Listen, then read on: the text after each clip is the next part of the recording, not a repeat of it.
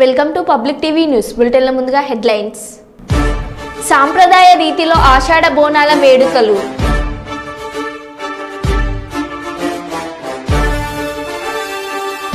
బెంగళూరులో నడి రోడ్డుపై రెచ్చిపోయిన పోకిరీలు.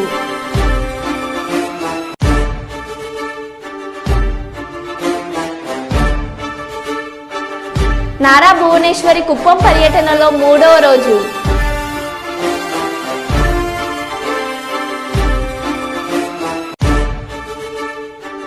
మదనపల్లి సబ్ కలెక్టర్ కార్యాలయానికి వందలాది భూమి బాధితులు.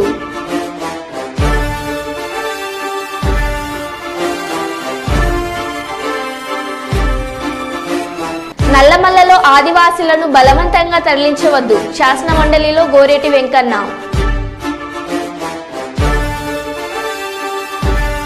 కరీంనగర్ నగర శివార్లోని లోయర్ మానేర్ డ్యాంను సందర్శించిన బీఆర్ఎస్ నాయకుల బృందం. రంగారెడ్డి జిల్లా చేవెళ్లలో ఆలస్యంగా వెలుగులోకి వచ్చిన ట్రాఫిక్ పోలీసుల అత్యుత్సాహం.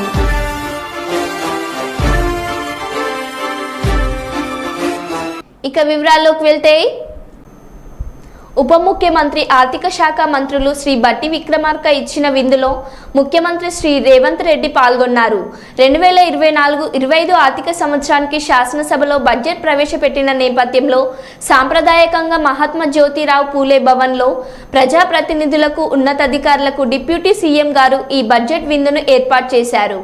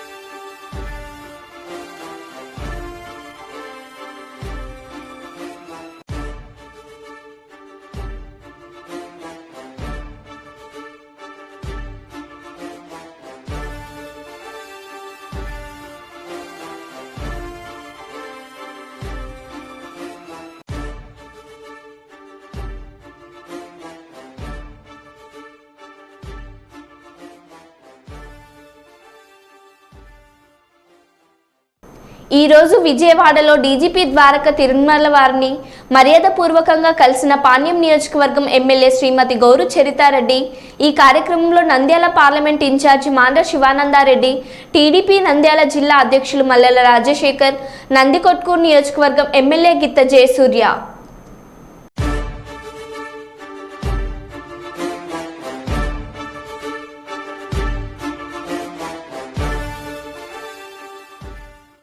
మేడిగడ్డ పర్యటనలో భాగంగా రామగుండంకి విచ్చేస్తున్న సందర్భంగా బసంత నగర్ వద్ద కేటీ రామన్నకి ఘన స్వాగతం పలికిన బీఆర్ఎస్ నాయకులు, కార్మిక సంఘాల నేతల కౌశిక హరి, ఇంకా ఈ కార్యక్రమంలో కార్పొరేటర్ కౌశిక లత, గాదం విజయనందు, జనరల్ సెక్రటరీ మాదా శ్రీనివాస్, లోతటి శంకర్ గౌడ్, బీఆర్ఎస్ సీనియర్ నాయకులు, కార్యకర్తలు, అభిమానులు అధిక సంఖ్యలో పాల్గొనడం జరిగినది.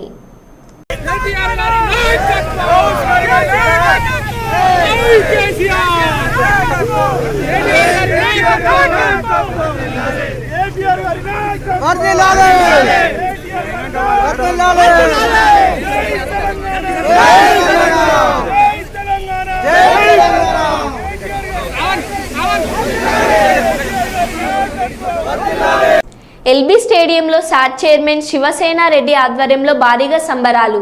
రాష్ట్ర బడ్జెట్లో క్రీడా రంగానికి భారీగా నిధులు కేటాయించడం పట్ల హర్షం. ముఖ్యమంత్రి రేవంత్ రెడ్డి చిత్రపటానికి పాలాభిషేకం చేసి స్వీట్లు పంచిన Sivasena Reddy.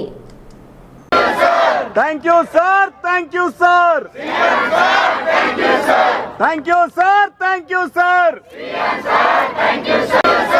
Thank you sir, thank you sir. Thank you sir, thank you sir. Thank you sir, thank you sir. Thank you sir, thank you sir. Thank you sir, thank you sir. Thank you sir, thank you sir. Thank you sir, thank you sir, thank you sir, thank you sir. ప్రాధాన్యత రంగాలను అన్ని విధాలా పటిష్టం చేసి రాష్ట్రంలో జిల్లాను top 5లో నిలపాలని జిల్లా collector Shivshankar Lotheti సంబంధిత అధికారులను ఆదేశించారు. గురువారం కలెక్టరేట్లోని గ్రీవెన్స్ సెల్ హాల్లో జేసీ అదితి సింగ్తో లోతేటి జిల్లా కలెక్టర్ శివశంకర్ లోతేటి అన్ని రకాల ప్రాధాన్యత రంగాలకు చెందిన జిల్లా అధికారులతో సమీక్ష సమావేశం నిర్వహించారు. ఈ సందర్భంగా ఆయా రంగాల్లో జిల్లాకు నిర్దేశించిన లక్ష్యాలు, పనులు, పురోగతి సాధించిన ప్రగతి తదితర అంశాలపై జిల్లా కలెక్టర్ సంబంధిత అధికారులతో సమీక్షించారు. ఇన్ఛార్జ్ జమ్మన్మడి సార్, జమ్మన్మడి డీడీ గారికి నిన్న ప్రమోషన్ వచ్చింది sir as a JD. Government పూర్తి స్థాయిలో ఏజెంట్ రానప్పుడు కూడా ఫస్ట్ అండర్స్టాండింగ్లో ఇచ్చి ప్రజెంట్ ఇప్పుడున్న ఖరీఫ్ సీజన్లో మనం తీసుకోవాల్సిన ముందస్తు జాగ్రత్తలు, దాన్ని ఫాలో చేయాల్సిన యాక్టివిటీస్ అవన్నీ అర్థం చేసుకొని ముందుకు తీసుకెళ్ళడానికి మనకి మీటింగ్ అందరూ ముఖ్యంగా ఉపయోగపడుతుంది. యానిమల్ హస్బెండరీ ఫిషరీస్ అన్నది అది ఏ సీజన్కైనా సేమ్ యాక్టివిటీస్ అవి వాళ్ళు కంటిన్యూస్గా చేయాల్సి ఉంటుంది. బట్ హార్టికల్చర్ అండ్ అగ్రికల్చర్కి వచ్చేసరికి మీరు కొంచెం ఫోకస్డ్గా ఉండాలి. మనకి మేము ముఖ్యంగా ఏంటంటే మనకి 66.9 సెంటీమీటర్స్ అంటే ఆల్మోస్ట్ 67 సెంటీమీటర్స్ యావరేజ్ రెయిన్ఫాల్ అంతేనా సుమారు. సో నేను ఇంతకుముందు పల్నాడులో కూడా నాకు 89 సెంటీమీటర్స్ రెయిన్ఫాల్, కానీ దీనికన్నా కొంచెం అక్కడే వస్తుంది కాబట్టి మీకు ఆ ఏరియాలోనే నార్త్ ఈస్ట్ మనకి రెయిన్ తక్కువ కాబట్టి మనకి ప్రతి నీడ్స్ ఒక ఇంపార్టెంట్ కాబట్టి మనకి ముఖ్యంగా మైక్రో ఇరిగేషన్ అనేది మనం బాగా ప్రమోట్ చేసుకోవాలి. So success of Kadapa depends on micro irrigation. So drip irrigation, micro irrigation different ఇవి. సో దీనికి ఏంటంటే ఏపీ అనేది వింగ్ ఉన్నప్పటికీ కూడా మనం ఎవరి లెవెల్లో వాళ్ళు ముఖ్యంగా హార్టికల్చర్ అన్నవాళ్ళు పూర్తిగా సపోర్ట్ చేయాలన్నమాట. అప్పుడే మనము ఇంకా బెటర్గా చేస్తాం. ఎందుకంటే కొన్ని చోట్ల ప్రొడక్టివిటీ మనం చూస్తే పక్కన ఉన్న కర్ణాటకతో పోలిస్తే మన దగ్గర బనానా ప్రొడక్టివిటీ కొంచెం తక్కువ ఉంది. అలాగే స్వీట్ ఆరెంజ్ ఈల్డ్ తక్కువ ఉంది ప్రొడక్టివిటీ. ఇప్పుడు మన ముందున్న ఛాలెంజెస్ ఏంటంటే ఏరియా ఎక్స్పాన్షన్, ఏరియా బెటర్గా ఎలా ఎక్స్పాండ్ చేయాలి అంటే ప్రొడక్టివిటీ ఎలా ఇంప్రూవ్ చేయాలి. ఇవి రెండే మన ఛాలెంజెస్. ఇంకా మిగిలినవన్నీ ఏంటి? CCRC cards.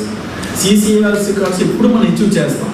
కార్డ్స్ ఇవ్వడంలో గొడవ లేదు, ఏ జిల్లాని ఇస్తుంది. కానీ మన సక్సెస్ ఎప్పుడు దేని మీద ఆధారపడి ఉంటుంది? ఆ సిసిఆర్సి కార్డ్స్ని ఉపయోగించుకొని ఎంతమందికి మనం లోన్ ఇప్పించగలిగాం, క్రాప్ లోన్ ఎంతమందికి ఇప్పించగలిగాం అన్నది అది పెర్ఫార్మెన్స్. అవును కాదా? ఎందుకు కార్డు మనం ఎవరైనా సరే వాళ్ళిద్దరూ కూడా సిసిఆర్సి ప్రకారం ఇంప్లిమెంట్ చేసుకుంటే మనం సిసిఆర్సి కార్డ్స్ ఇస్తాము. మీరు ఆల్రెడీ 50% ఆల్రెడీ అచీవ్ చేశారు. సిసిఆర్సి కార్డు 50% అచీవ్ చేశారు. బట్ నా పాయింట్ ఏంటంటే ఈ సిసిఆర్సి కార్డు తీసుకున్న వాళ్ళు మీరు బ్యాంకర్స్ మీటింగ్ పెట్టి జాయింట్ లెవెల్ బ్యాంకర్స్ కమిటీ మీటింగ్లో మీరు అటెండ్ అయ్యి ఎంపీడీ లెవెల్లో కానీ డివిజన్ లెవెల్లో కానీ అటెండ్ అయ్యి ఎంతమంది బ్యాంకర్స్ మీరు మోటివేట్ చేశారు, ఎంతమంది టెనెంట్ ఫార్మర్స్కి మీరు లోన్ ఇప్పించారు, అదే మీ సక్సెస్. మీ ముందున్నది ఏరియా ఎక్స్పాన్షన్, ప్రొడక్టివిటీ ఇంప్రూవ్ చేయడం, సీసీ కార్డ్స్ టార్గెట్. ఆ టార్గెట్లో ప్రధానంగా మీరు చేయాల్సింది ఏమని చెప్పాను, లోనింగ్ అన్నది అన్నమాట. అది మెయిన్ పారామీటర్. కరీంనగర్ నగర శివార్లోని లోయర్ మ్యానర్ డ్యాంను సందర్శించిన బీఆర్ఎస్ నాయకుల బృందం. నీళ్లు వృధా పోకుండా వెంటనే రిజర్వాయర్లో నింపి పెట్టండి కేటీఆర్. ప్రభుత్వ ఆదేశాల రాక కన్నపల్లి పంప్ హౌస్ దగ్గర 10 లక్షల క్యూసెక్ల నీళ్లు కిందకి వృధాగా పోతున్నాయని ఇంజనీర్లు చెప్తున్నారు. ప్రభుత్వం వెంటనే రివ్యూ చేసి నీళ్లు అన్నీ కిందకి వృధా పోనీయకుండా కాళేశ్వరంలో కట్టుకున్న పంప్ హౌస్లో నింపండి. మనం కట్టిన కాళేశ్వరం రిజర్వాయర్లో 240 టీఎంసీల నీళ్లు నింపుకోవచ్చు అంటే 24 లక్షల ఎకరాలకి నీళ్లు ఇవ్వొచ్చని కేటీఆర్ చెప్పారు. కాబట్టి మేము ప్రభుత్వాన్ని కోరుతున్నాం, వెంటనే రివ్యూ చేయండి, చేసి రైతుల గుండెల్లో భరోసా నింపండి. ఎప్పుడైనా చిన్న ఇదేం పెద్ద అర్థం కాని ముచ్చట కాదు బ్రదర్. ఎప్పుడన్నా మన ఇంట్లల్లో నీళ్లు వస్తాయి, ప్రతిరోజు 1-2 గంటలో నీళ్లు వస్తాయి. ఇది మున్సిపల్ నీళ్లు. ఏం చేస్తాం మనం? ఇంట్లుండే బిందెలన్నీ నింపుకుంటాం, ఇంట్లుండే కుండలన్నీ నింపుకుంటాం, డ్రమ్ములు ఉంటాయి డ్రమ్ములు నింపుకుంటాం, పెట్టుకుంటాం. ఎందుకు? వచ్చేది 1-2 గంటలో కాబట్టి దెబ్బన నింపుకొని పెట్టుకుంటాం. మేం చెప్పేది కూడా కదే. కింది గుత్తగా పోతున్నాయి నీళ్లు, వాటిని పంపు చేసి మొత్తం ఎస్ఆర్ఎస్పీ నుంచి మనం కట్టిన కాళేశ్వరంలో కట్టుకున్న రిజర్వాయర్లు అన్ని నింపుకుంటే 240 పైచిలకు టీఎంసీల నీళ్లను ఆపుకోవచ్చు. 240 టీఎంసీలు అంటే 24 లక్షల ఎకరాలకు నీళ్లు ఇవ్వచ్చు. ఒక టీఎంసీతో 10,000 ఎకరాలకు నీళ్లు ఇవ్వచ్చు. నీళ్లున్నాయి, తప్పకుండా వెంటనే నింపి పెట్టండి అని చెప్తున్నాం. అంతకంటే ఇలా బేసిజాలకు పోవాల్సిన అవసరం లేదు. మేము చెప్పినాం కాబట్టి చేయొద్దు అనే ఆలోచన వద్దు, రైతుల కోసం చేయమని ప్రభుత్వాన్ని కోరుతున్నాం. మేడిగడ్డ పర్యటనకు వెళ్తున్న బీఆర్ఎస్ ఎమ్మెల్యేలు ఎమ్మెల్సీలు మార్గం మధ్యలో కాళేశ్వరంలోని ముక్తేశ్వర స్వామిని దర్శించుకున్నారు. ముక్తేశ్వర స్వామి దేవస్థానంలో భారత రాష్ట్ర సమితి వర్కింగ్ ప్రెసిడెంట్ కేటీఆర్ సహా ఎమ్మెల్యేలు ఎమ్మెల్సీలంతా ప్రత్యేక పూజలు చేశారు. బీఆర్ఎస్ నాయకుల బృందానికి ఆలయ అర్చకులు నిర్వాహకులు ఘనస్వాగతం పలికారు. హారతి కార్యక్రమం నిర్వహించి స్వామివారి ఆశీస్సులు అందించారు. కాళేశ్వర ముక్తేశ్వర స్వామి ప్రశస్త్యాన్ని బీఆర్ఎస్ నాయకుల బృందానికి అర్చకులు వివరించారు. రాష్ట్రం చల్లగా ఉండాలని, అందరూ బాగుండాలని స్వామివారిని కోరుకున్నట్లు బీఆర్ఎస్ నేతలు తెలిపారు.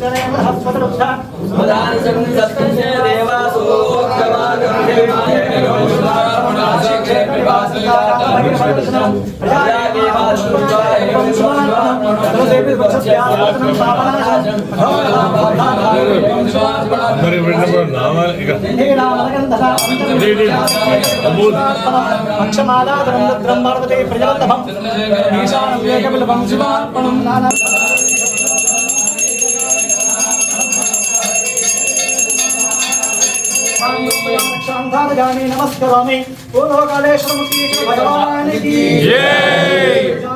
महादेवाय धीमहि कन्याकुमार धीमहि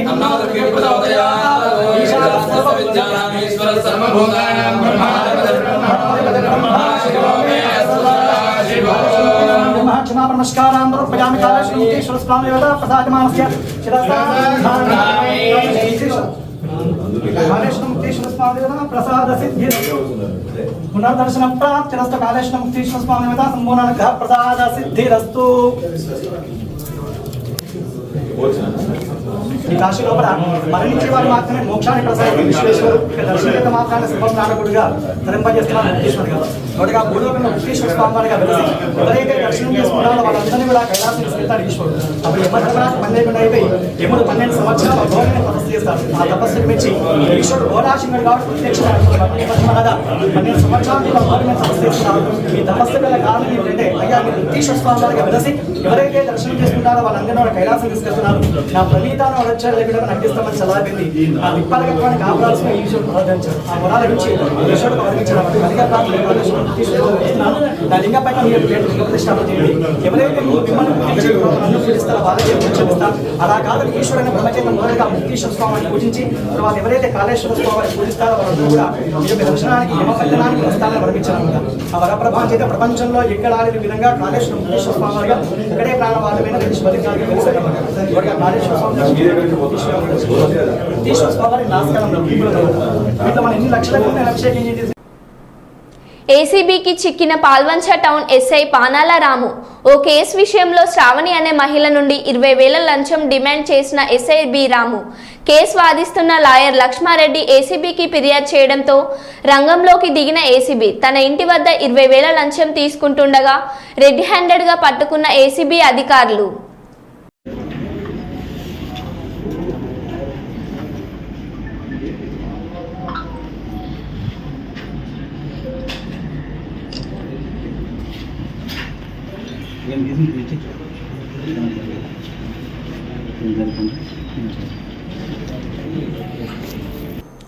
కొత్త ప్రభుత్వానికి 6 నెలల సమయం ఇవ్వాలని మేము పెద్దగా ప్రశ్నించలేదు. కానీ ఈ 6 నెలల్లో ప్రభుత్వం రాష్ట్రానికి సంబంధించి ఏ ఒక్క పాలసీ ఫార్ములేషన్ చేయలేదు. మహిళలకు ఇస్తానన్న రుణాలు ఎప్పటి నుండో ఉన్న పథకమే వీళ్ళు ఇప్పుడు ఇస్తున్నట్టు చెప్పుకుంటున్నారు. మేము వ్యవసాయ స్థిరీకరణ కోసం 2 పంటలకు రైతు బంధు ఇస్తే వీళ్ళ అవగాహన లేమి వల్ల దానిని ఎగ్గొట్టే ప్రయత్నం చేస్తున్నారు. ఇది పూర్తిగా రైతు శత్రుత్వ ప్రభుత్వం. ఇండస్ట్రియల్ పాలసీ ఏమీ లేదు. దాని గురించి స్టోరీ టెల్లింగ్ లా ఉంది తప్ప బడ్జెట్లో ఏదీ లేదు. వ్యవసాయ పాలసీ ఏమిటి, పారిశ్రామిక పాలసీ ఏమిటి, ఐటీ పాలసీ ఏమిటి, పేద వర్గాల మీద పాలసీ అనేది ఏమిటి అని ఏ ఒక్క అంశం లేదు. అసెంబ్లీ మీడియా పాయింట్ వద్ద కేసీఆర్. ఇందులో రైతు భరోసా పేరిట పథకంలో అనేక ఆంక్షలు పెట్టబోతున్నట్టుగా ప్రత్యక్షంగా చెప్పి రైతులకు ఆల్రెడీ మోసం చేశారు. బడ్జెట్లో వాళ్ళ నైజాం కూడా స్పష్టంగా బయటపడింది. గత ప్రభుత్వం అన్ని రాష్ట్రంలోని అన్ని వర్గాల సంక్షేమాన్ని వాళ్ళ ఆర్థికాభివృద్ధిని కాంక్షించి అనేక పథకాలు ప్రవేశపెట్టడం జరిగింది. ఒక్క పథకం మీద కూడా ఇప్పుడు స్పష్టత లేదు. ఫర్ ఎగ్జాంపుల్ యాదవుల కోసం ఉన్నటువంటి వాళ్ళ అభివృద్ధి కోసం పెట్టినటువంటి గొర్రెల పెంపకం పథకాన్ని టోటల్గా మూసివేసినట్టుగా మనకు అర్థమవుతా ఉంది. ఇప్పటికే యాదవ సోదరులు చెల్లించిన డిపాజిట్ కూడా తిరిగి వాపసు తీసుకునే ప్రభుత్వం ఎక్కడ కూడా లేదు. అత్యంత అడుగు వర్గాలు అని డబ్బా కొట్టినట్టు కొడుతూనే వాళ్ళ గొంతు కోసింది ప్రభుత్వం. దళిత వర్గాల కోసం గళితంలో ప్రవేశపెట్టబడ్డ విప్లవాత్మకమైనటువంటి దళిత బంధు పథకాన్ని ప్రస్తావన కూడా లేదు. ఇది చాలా దురదృష్టకరం. దళిత సమాజం పట్ల వీళ్ళకు ఉన్నటువంటి నిర్లక్ష్యానికి, వాళ్ళ ఫ్యూడల్ విధానానికి ఇంతకన్నా గొప్ప నిదర్శనం కూడా అవసరం లేదు. అదేవిధంగా మత్స్యకారులకు ఆ భరోసా లేదు, ఎవరికి కూడా చెప్పుకోదగ్గ భరోసా లేదు. ఇందులో విశేషం హైలైట్ ఏంటంటే ఆర్థిక మంత్రి ప్రతి మాటను ఒత్తి ఆ డబ్బు వచ్చినప్పుడు అదేందో పెద్ద మహాప్రపంచ విజయంలాగా ఒత్తి చెప్పడం తప్ప కొత్తది ఏమీ లేదు. ఒత్తి పలుకులు పలకడం తప్ప కొత్తగా చెప్పింది ఏమీ లేదు. ఏ ఒక్క కొత్త సంక్షేమ పథకం కానీ ఏది కూడా లేదు. మహిళల పట్ల కూడా చాలా స్పష్టంగా చెప్పాల్సిన అవసరం ఉండే. కానీ వాళ్ళు మేము 1,00,000 కోట్లు ఇస్తాం, అన్ని రుణాలు, ఆ రుణాలు వీలేదో ఇస్తున్నట్టుగా ఆల్రెడీ ఉన్న స్కీమే, నథింగ్ న్యూ అబౌట్ ఇట్, ఏమి లేదు. వెరసి ఇష్యూ యాజ్ ఏ హోల్. దురదృష్టం ఏంటంటే, చాలా బ్యాడ్ లక్ ఏంటంటే, మేము కూడా ప్రభుత్వం ఏర్పడిన తర్వాత కనీసం ఒక 6 మాసాల సమయం వాళ్ళకి ఇవ్వాలని మేము అనుకున్నాం. నేను కూడా శాసనసభకు పెద్దగా రాలేదు. కానీ ఈరోజు బడ్జెట్ చూస్తే ఏ ఒక్క పాలసీ ఫార్ములేషన్ జరగలేదు.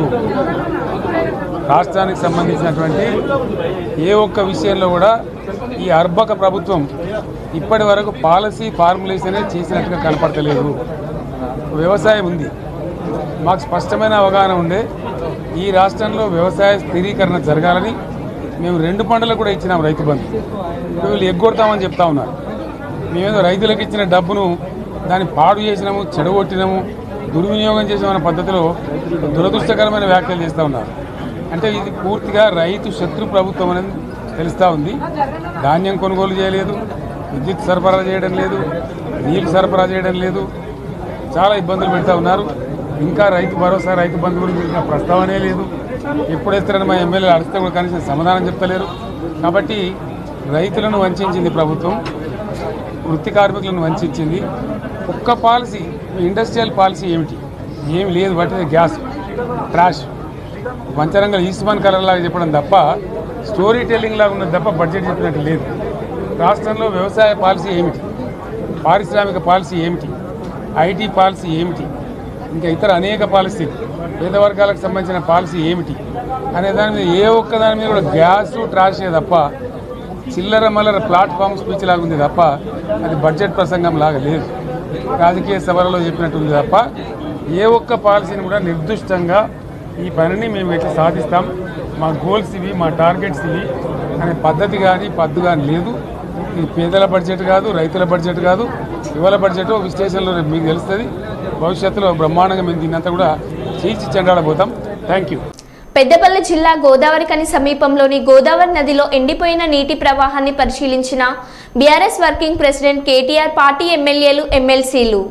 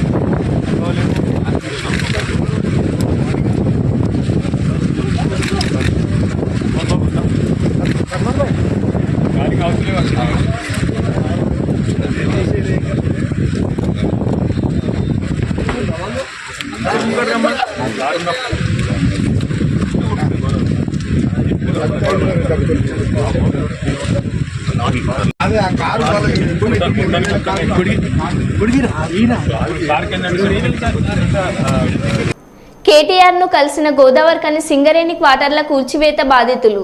రామగుండం ఎమ్మెల్యే రాజ్ ఠాకూర్ మక్కన్ సింగ్ అరాచక పాలన చేస్తున్నాడని ప్లకార్డులు ప్రదర్శించిన బాధితులు. Godavarikhani Lakshmi Nagar shopping complex development అంటూ సింగరేణి క్వార్టర్లు కూల్చివేశారని కేటీఆర్ కు మొరపెట్టుకున్న బాధితులు.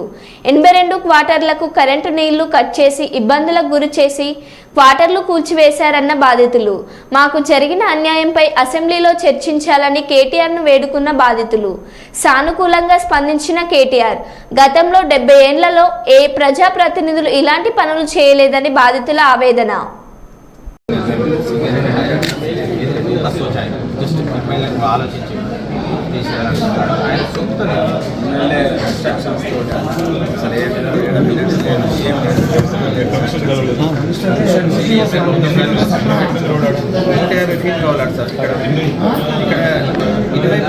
నేచురల్ జస్టిస్ లేదు, ఇటువైపే మొత్తం తీస్తారు, ఇటువైపు ఫీల్డ్స్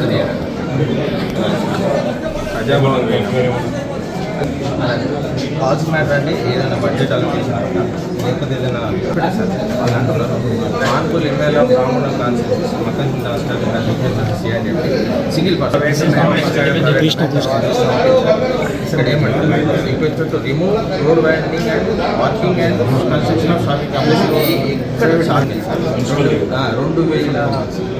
2000 కుప్పం నియోజకవర్గ శాసనసభ్యురాలు నారా చంద్రబాబు నాయుడు సతీమణి నారా భువనేశ్వరి కుప్పం పర్యటన 3వ రోజుకు చేరుకుంది. ఇందులో భాగంగా ఆమె కుప్పం నియోజకవర్గం శాంతిపురం మండలం సోమపురం గ్రామంలో ప్రజలను ఉద్దేశించి బహిరంగ సభలో ప్రసంగించారు. ముఖ్యంగా ఆమె తన భర్త చంద్రబాబు నాయుడును కుప్పం నియోజకవర్గ శాసనసభ్యుడిగా 8వసారి ఎన్నుకున్న ప్రజలకు అభివాదాలు తెలియజేశారు. చంద్రబాబు 4వసారి రాష్ట్ర ముఖ్యమంత్రిగా ఎన్నికయ్యారు అంటే అది కేవలం కుప్పం ప్రజల చలవనేనని, ఎన్నటికీ కుప్పం ప్రజలకు తమ కుటుంబం రుణపడి ఉంటుందన్నారు. ఎల్లప్పుడూ రాష్ట్ర ప్రజల సుఖ సంతోషాలు కోరుకునే చంద్రబాబు రాష్ట్రాన్ని అభివృద్ధి పదంలో పయనింప చేస్తారని, ముఖ్యంగా కుప్పం నియోజకవర్గాన్ని రాష్ట్రంలోనే ఆదర్శంగా తీర్చిదిద్దుతారని హామీ ఇచ్చారు. బయటికి రాని మహిళలు కూడా బయటకు వచ్చి ఆయన కోసం చాలా పోరాడారు. ఒట్టి ఆంధ్ర రాష్ట్రమే కాదు, యావత్ ప్రపంచం అంతా కూడా మహిళలు బయటకు వచ్చారు. ఎందుకు వచ్చారంటారు? ఆయన నాయకత్వం మీద నమ్మకం.